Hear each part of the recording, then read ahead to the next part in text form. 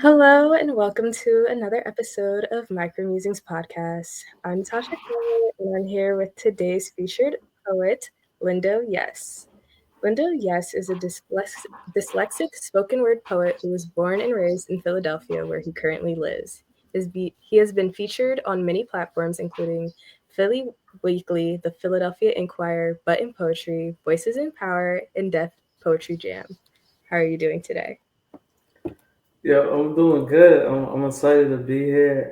I'm really looking forward to our conversation. This is the highlight of my month. I'm excited to have you here. I've been following you for a minute now, and I love your Mhm. work. I love how vulnerable and real you are. Well, thank you, thank you. Can you tell us a little bit more about yourself and what got you into writing poetry? Um, what started me getting into poetry because it was the only way I knew how to have a superpower. I was trying to combat the anxieties I felt being in a classroom, being in the hallway, being caught off guard, and just trying not to embarrass myself. Or leave a bad impression of myself. So I was constantly thinking of the best things to say and do to leave the best impression of myself. And after a while, people told me like, "Yo, that sounds really poetic," and I was like, "Really?" And I was like, "Okay, let me try this out." And from there, that created, the origin story to like the story arc I'm in now of being a poet and transitioning into being a comic book writer. And you said powers and arcs, and then you mentioned comic book writer. So I wanted to Yeah. ask you how important superheroes and comic books are to you. Um, I think anything in the realm of fantastical, meaning sci-fi, fantasy, animation, cartoons, all the things that I was watching, allow me to imagine a different reality that I was currently living to an active reality that I wanted because I was seeing things that could be possible and I wanted to make them as uh, I was seeing things that looked impossible, but I wanted to make them as possible as I can. So like that just started me just really rethinking and reimagining my world and just like enacting on those feelings. Where it's just like, yo, I never been a person that you know been a person that was athletic or had any kind of physical priors, but I wanted to still feel larger than life. I still wanted to feel as though I could hold my own. And that really, the anxiety can be the muse to creativity because you're creating scenarios of just the worst thing that's happening. And to combat that, I was trying to create what's the best possible result if I say this, if I do that. And therefore, I had to imagine myself doing those things, and then I enacted on it. So, like, because I was watching cartoons, animation, all those things, it helped me imagine in ways that I know for a fact I wouldn't otherwise to combat my reality. I feel so seen right now. You just put it in perfect words how my brain works. Thank you so much. The word, no problem.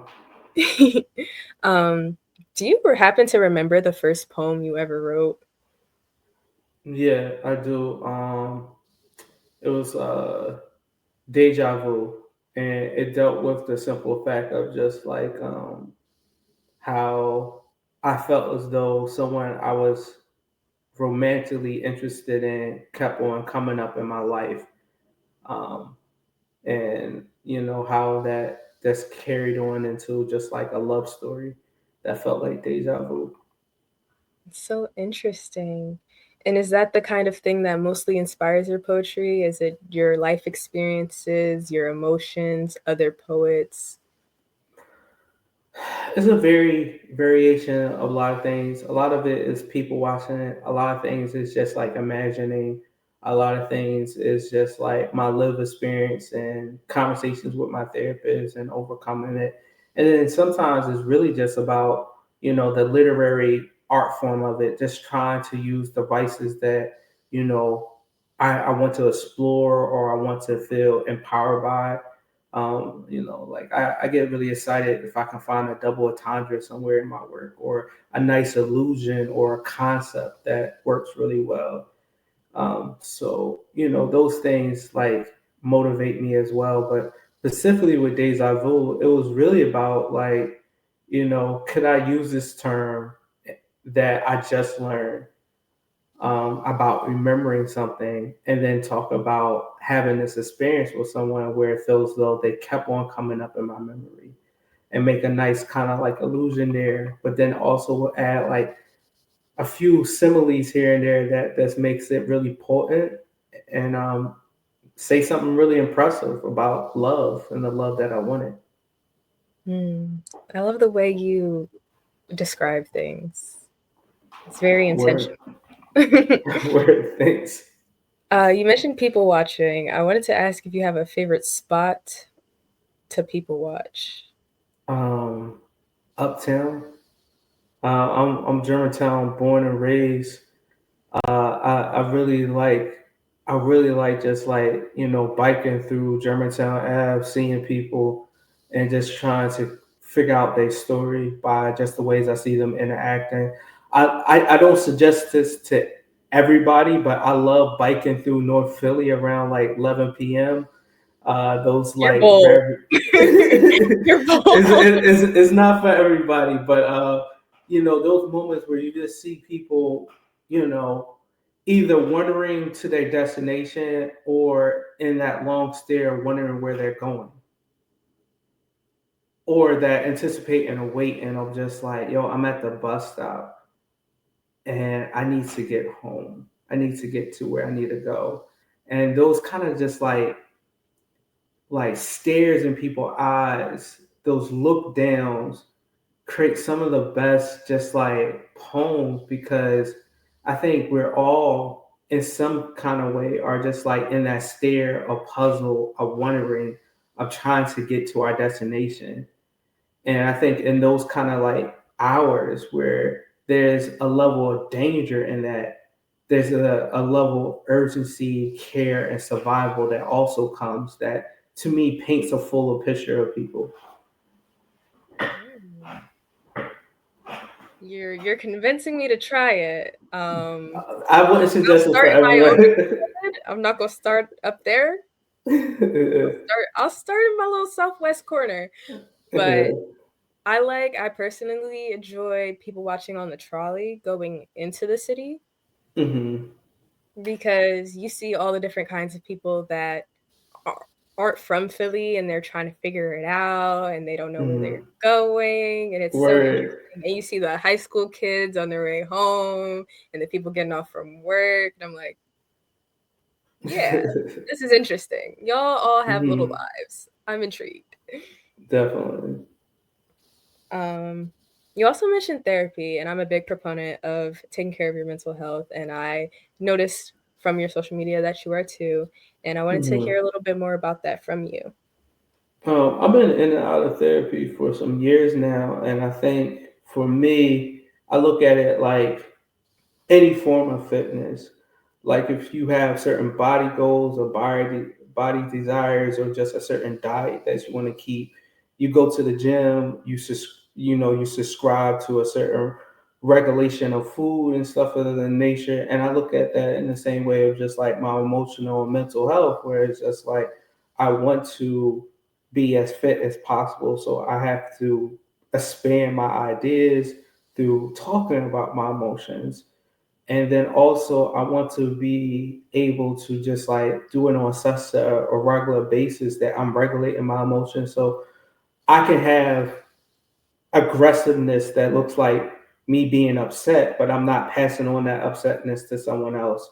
It doesn't have to be a transfer of energy. It can be something that, I can be upset aggressively listening to music, making some art, but it doesn't look like me yelling. It doesn't look like me wanting to have this physical conflict, or it can look like of just like, I have my feelings hurt and I'm expressing it to you, and then we can move it from there. So therapy has been like not only like a key, but the way for me. And I don't know how to do it. I don't know how as a poet we perform these poems that are just so much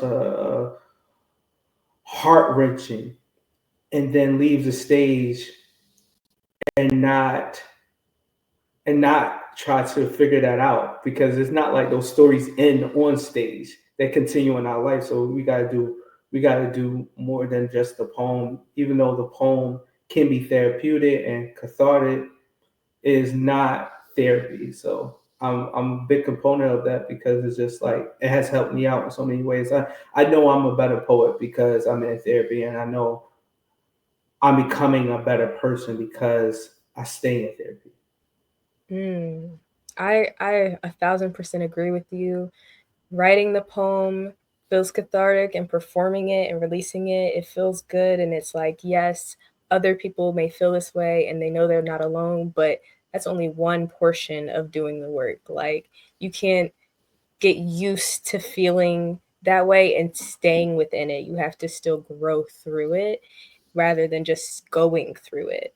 And Yeah. I think going through therapy allows us to grow through that, and it's really helpful. I've been in and out of therapy over the years, and I love it. It's nice to have an objective person to bounce thoughts off of and go, "Am I tripping? No? Yes? Yeah. If I'm tripping, it's okay. Like, you can let me know." And also Yeah. just like understanding, okay, I've written about this exact topic 20 million times. Maybe I need to reflect and see how I'm the problem. That part. That part. Yeah. I like to hear people who have been in therapy, how it affects them and their work, because it's a process. It is a process, and I think, especially as Black people and people that are just like under resourced, it's not accessible. So Mhm. it has to come up in many different forms of just like finding a therapist that's income based, self diagnosing to a bit of just like reading articles. Like, I think for me, Bell Hooks, All About Love, just really transformed just the way I looked at relationships and relationship building, and also some. I'm gonna throw in some sci-fi in there too. Wild Seed by Octavia Butler really changed the way I thought about relationships. So some of that, there's a financial barrier with therapy, but that doesn't have to be our only access to it. And I think that also has to, be kept in mind, because I don't want to just say like, yo, I'm not acknowledging the healthcare system that we're in. Like, it's clearly barriers, and I'm fortunate enough to to get through some of those barriers to have a regular therapist. Right, absolutely. Also acknowledging the stigma, especially within our community. Like, it's still very much a stigma. It's okay.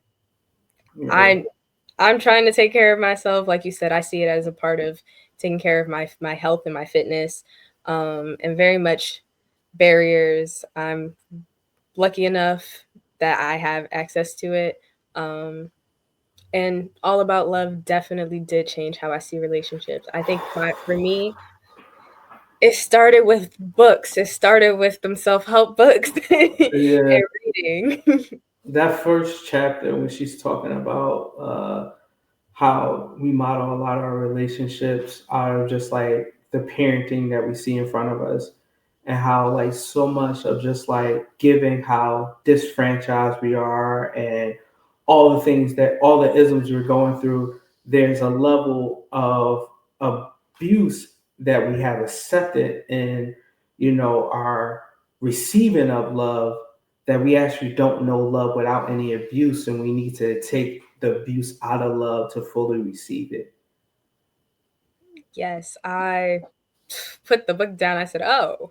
Yeah, that part. Yeah, yeah, yeah. I definitely had to take breaths. With Bell Hooks, All About Love, because like I love that it's a short book, but the chapters are so dense with just like how they're being surgical about dismantling things and expanding understanding things.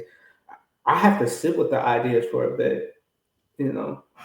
Yes, I have to come with my notebook and some highlighters, a pencil to write in the margins. I have to be ready. Mm-hmm. Mm-hmm. Definitely.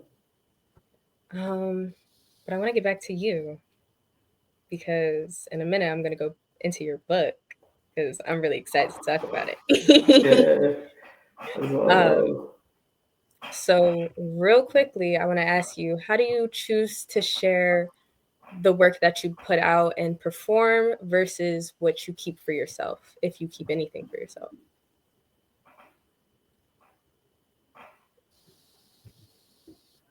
This is a challenging question for me of just like what work do I keep to myself and what work am I showing to public? I think I think a lot of times for me there's clear just like boundaries that I have where I don't express anything that I'm not willing or I haven't had a conversation with the individual I'm talking about. So I'm really constaining in family and friends. So I could be in a conflict with my friend, but if we haven't talked about it or I know we're not having a designated time to talk about it, I don't want to put it in a poem. That's a no no for me because I think as much as I feel as though like all relationships are communal, I do think we have to be selective of that community. Um, and then some stuff are just like really unfinished, or I haven't really sat with my emotions long enough to really develop where I'm at with it. So I might have a really dope line, but I'm like, I don't know really how to say this poem without feeling as though like I'm so deflated or I am exposed in a way that causes me discomfort than actually welcoming and care. So there've been poems that I have not shared that are just really tender for me because I haven't got through it yet through therapy or just like my own actuality of it. But then there's stuff where I just think it's fun, where I just like, oh man, these are really clever lines, and I really want to talk about this, or I feel really empowered by saying this, or sometimes, and as you know, as a poet, the things that people think are vulnerable of us is just the surface.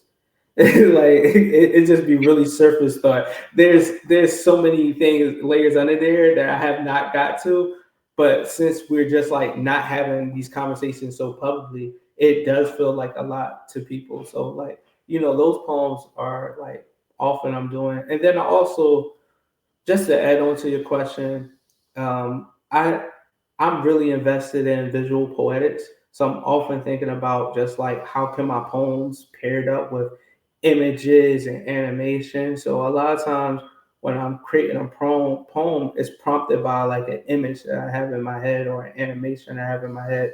So those things are easier to put out in public because I'm already thinking about visually how to showcase that to a public. That's very interesting and the perfect segue to talk about Pawn Shop. Oh, look at that. That actually look nice. That's dope. This, I'm gonna sing your praises and pipe your head real quick because I read this multiple times and I wasn't Oh, supposed word. to because I had a concussion, but I picked it up, read it the first time, one sitting. I was like, yeah, I don't want to put it down. It's so good. It's so good. The visuals, Thank, mwah. The thank you. writing, mwah. I was just like, yes, Yeah. yes. So glad I got a advanced reader copy. I feel special. Word. Thanks. Um, I really loved it. Like I really did. I have notes. Okay. We The can get world into building it. in the beginning, I was like, okay, details, details. And then when it Yeah. got to like everything else, I was like, oh, oh, Yeah, okay. I'm yeah. putting two and two together because I was like, what? It's What a is this? 10. Yeah. Great world building. Great. Thank you. Thank you. Great. Um, there were some standout lines, and I assume those were the titles of poems. They were the poem. They were lines from the poem that I thought were really potent. Where I was like, "This is the thesis of the poem." Like, as much as I'm like a blur. Like I'm into everything nerdy. I'm also a literary nerd where I am dissecting my poems like topic sentence thesis. Like I'm like, taking it apart of just like should this adjective be used. So like with the beginning of each chapter, I thought like, oh, this is the thesis of it. This is the something that I want the reader to think about throughout this chapter. And when it comes up again, I want it to be like a callback moment. And therefore it Exactly what it was. creates this reflection that is, very similar to like, therapy or group session where it's just like, oh, this is where we're supposed to, it's guiding us to. Um, Goal achieved. Absolutely. So it was like, Where thank you. okay, read, flip page. Oh, oh, Yeah, okay.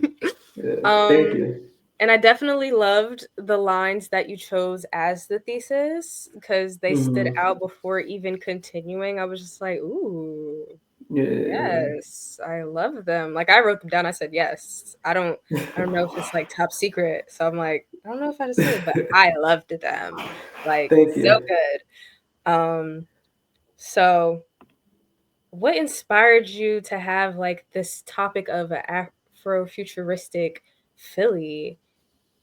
Mainly because I love Philly with my whole heart because it has like helped me together when I didn't feel whole. And in those pieces, a lot of revelation came about of just like the care I want in the city. One of the things about like creating this book was just like I was thinking so much about the characters. I was thinking about Bashir. I was thinking about Quentin. I was thinking about Clark. I was thinking about Anissa. I was thinking about all the characters, and unintentionally, the biggest character is Philly. and and the more I saw that in the writing, the more I realized like I was really talking about how much I wanted the care for the city because I wanted the care for the people and how they went hand in hand. And so, that was a big part of it. But then another part of it was just like, for the longest, ever since I became a poet, as we talked about earlier, I always just wanted to live in the fantastical because I found that a lot of times in the fantastical, we're able to talk about the facts, where I was able to watch Power Rangers and figure out like youth empowerment, like how we as young folks, could combat the monsters in our life. Mm.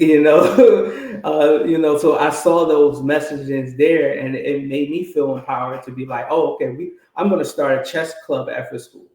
Watching Power Rangers made me feel that way because I was like, oh, I was seeing these teens do it. I was like, I can do something like that. So I wanted it to, showcase of just like, yo, what if therapists, what if social workers are just regularly helping us regulate our emotions, are just walking around the city as everyone else to make sure this care is needed. They're on every single corner and they're watching. So I want to talk about that. And then also I'm deeply invested into universal health care. I think it is a form of reparation that Black people need. I think it's like racial justice. I also think it is something that can happen within our lifetime. And I think a lot of times when you talk about these things, people are just like, this is so fringe. So I was like, yo, if I put it in sci-fi fantasy where I actually imagine a world that has it, it becomes more of so just like, oh, it's a sustainable way of living Mm-hmm. because it Like seems so that's imaginary. But I'm like, there's a practical means to do this though. When you get rid of some of the like whimsical, fantastical aspects of it, you was like there's a practicality of just like, we can have social workers and therapists out and about, and this could be the form of public safety that we need. So that was an aspect of it. And then I also just wanted to be within a genre of just like putting out a poetry graphic novel. I'm not the first that did this, and I know there's going to be there's so many in this genre. I just wanted to, be another voice within, putting out a poetry graphic novel. So that was just like a career goal as well. That's so cool. I've never heard of it before, so I'm like, this is so exciting. Yeah. um and then the idea of emojis and cupids, when I first Hmm. saw it, I was like, "Ooh, that's interesting." And then as the book progressed, I was like, "Oh." Yeah. Thanks. Yeah, they the Cupids came about. The Cupids are directly from a poem that I got called Cupid G. And then the emojis came about because of the world building I needed, but it came from a poem called Trigger Warning. And and Trigger Warning, the poem really talks about the idea of the shock you go through when you lose out on your happiness. But when I was starting to create the world of a pawn shop, I realized I needed to put more of our identity to this application. And therefore, the emojis came about because I was like, it's something very familiar because we're familiar with emojis. But then also, I think it's very symbolic to just like, oh, we're dealing with feelings of sadness and happiness. Like when we use emojis, that spectrum. I love that. I see both aspects of it. And I'm like, yes, it's genius. It's brilliant. It plays into Okay. your wordplay as you were mentioning earlier. I'm like, yes, I see it all. And you mentioned characters earlier, such as Bashir, Anissa, Clark. Um, were there any that were specifically personal to you in the creation process? All of them are personal. I was trying to be really deliberate with the characters in the sense of just like I want them to have something that's familiar to me, but also something so unique that I could, write about them and feel as though they're living without me, you Mm. know? So they all, are anecdotal of just like things that I saw in people, things I saw in myself, but not something where it's like paint by numbers, me or this person in my life. So like Anissa Lee, that was the first character that I created because of just like Barbara Lee, Nina Turner, just some of these like revolutionary political figures that I saw that were asking for the sense of care that was within the friends of like the political dynamic that we're in right now, but they were still fighting so heavy-handedly and heavy-hearted for them. And Clark Freeman just reminded me a lot of just like elders in my life. Um, that were offering care in a way of just like not having a proximity to a person. That's just knowing that person deserves to live and thrive. And Clark Freeman sparked this conversation in my head that intensely I started writing about in the book where I just wanted to show men in ways of expression emotions. And specifically with Clark Freeman, I wanted to show him not having like a relationship to Anissa Lee, but still feeling invested into her personhood, still feeling this level of admiration because a lot of times, when we talk about protecting Black women, we're often talking about just like, oh, that could be your mother, that could be your daughter, that could be such and such. But I was just like, that just could be a person.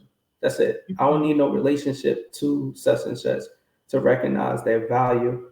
And I wanted to showcase that of just like Clark Freeman, like not knowing Anissa Lee, but just knowing that that's a person, and then also build an uh, admiration for that person.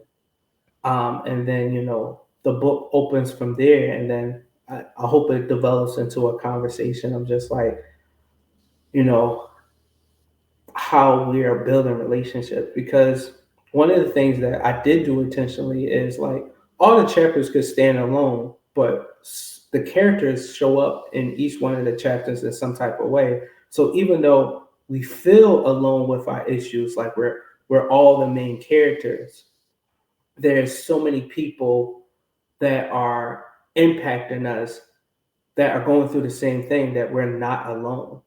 So these chapters could stand alone, but these chapters together shows that these people were never alone with their issues. Yes, it was all intertwined because I'm like, okay, these are standalone stories, but she popped up here, they was just in there. They all know each Mhm. other. Yeah. They could have been talking.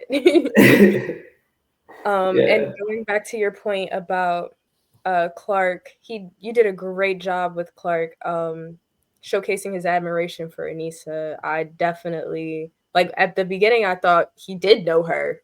And then I was like, oh, he doesn't know her. And then he continued on in his speech and I'm like, I like Anissa. Yeah. Yeah. Yeah. Shout out to Enoch who, helped me with the editing process. He was constantly investigating me and asking me make modifications to make sure those moments really were sound and coherent. That was one of the things that he kept on sending me notes about, was just like, could this make more sound? Could this be more sound? Could this be more coherent? So, as much as I would like to take credit for, some of the things, it's like with anything that you're creating in art, it's a collaboration. So Enoch as an editor was posing those questions to allow me to pour out those things. Shout out him. Yeah, Takes a village. definitely. And I also did want to ask, like, what was that collaboration process? Because I saw it somewhere. Yes, your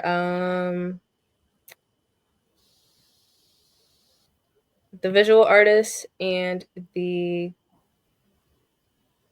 colorist. Is that what Yes. it is? Yes. Jazz and Javon. Javon's a Philly boy. He's a popular Philly poet.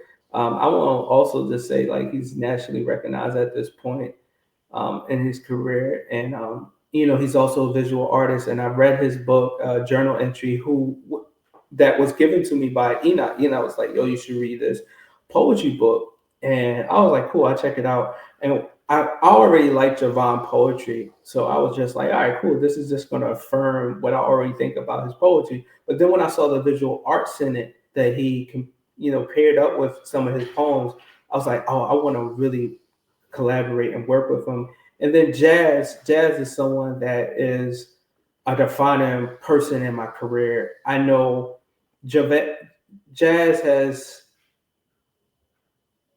in some way or form, has been creating visual arts for me or consulting me on things that have led to either viral moments or just me finding more like stability in my career.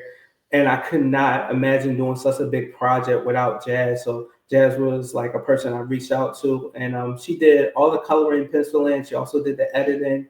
And then, Javon did the layouts of just like, you see, it's like some of the panels have like different layouts, and then he's making choices where the boxes are. He's also sketching out the characters. And, Jazz is also, doing the text. So, like, we're working with just like, four people, Enoch editing it, Jazz and Javon doing the illustration, myself creating it. But then there's also the folks at Row House that are making sure that the publication is doing what it needs to do, just like making sure it's at all the retail stores. Also, they have an additional level of just like editors to make sure that, it fits in within these things that, I'm not always aware of that they are aware of. So it's like probably like 8 people all together on this one project.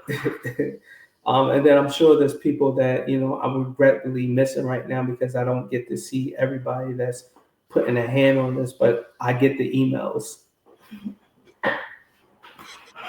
And how does it feel? Like you get to hold a copy, you're doing your press run, it's coming out soon. Yeah, Midsummer is coming out, and right now it hasn't hit me because I think one of the things that I have anxiety about, and I imagine you relate to this, is like as a poet, you can create a poem and then find an open mic to perform it at, and then you can hear the audience reaction to it, and then you got a sense of just like how well the poem is doing or not doing, or think changes you want to make. With this book, I was working on this project for a minute, and the whole time I really couldn't like, there's no open mic for this, so I'm just diligently, working on this, and I can't wait, for it to be received by people, and they tell me their thoughts, they tell me their conversations, very similar to just like when I perform a poem for, you know, people. So like that's where I'm at. I have all this anxiety of just like how people are gonna feel about it. Did I put out the best impression of myself? Did we do a great job? And what are people's response after just like holding on to something so closely that you're working on for such a time? So that's where I'm at with it, where that has motivated me to just like become a workaholic, where I'm constantly telling people to pre-order. I'm constantly telling people to just like, what the book is about and why they should just like get the book. And then also understanding so many things I didn't understand about the publishing world and the politics of it that can be very deflating at times, and then also sometimes I'm just recognizing my own privilege in the sense of just like, I'm signed to a publishing company, so a lot of the politics that are surrounding putting out a book they're dealing with, where I'm just like, all right, cool, one less email I'm not getting today. Yeah, publishing, whew, it's a process. It is indeed a process, and then like being responsible for the marketing of that. Whew. Yeah, Um, but I think you're doing a great job. I see thank, a bunch of posts from you. I've seen some posts from our mutuals, and I'm like, yep, like that. It's thanks, great. Absolutely. thanks, um, thanks. I value that because like, I some days I'm just like, I don't want to crank out some content, or just like I'm not doing enough work. So hearing moments like this, like things are working and I can take a bit of a break or a relief, feels great. in the moment it feels like it's all for nothing, but once you take a break and you get to step back and go, oh, people are really receiving this. Like once it comes out and people start buying it and go, yeah, can you sign my copy? You're gonna be like, oh, it was Yeah, actually worth it. People are receiving it well. You're yeah, gonna feel better. thanks. Yeah, I agree with you. I received that. um, I have one last question for you for the interview portion, which is my favorite question, which is, do you have any tips that helped you grow as a writer that you want to share with other writers? No one is self-made. Everybody's community made. There's Mm. not there's not a moment where you can't see the collaboration within someone's art, the influence of someone's art. And I think that's really important to recognize who's in your community, how your community is pouring into you, and how you can pour into your community, and also recognize that like you don't have to have everything together. I think sometimes we don't start because we feel as though we have to have everything, but let that be a part of your journey. Like we don't get to walking without crawling, you know. So let some people see our crawl, and then let them start seeing us, take steps and fall, take steps and keep walking, take steps and run.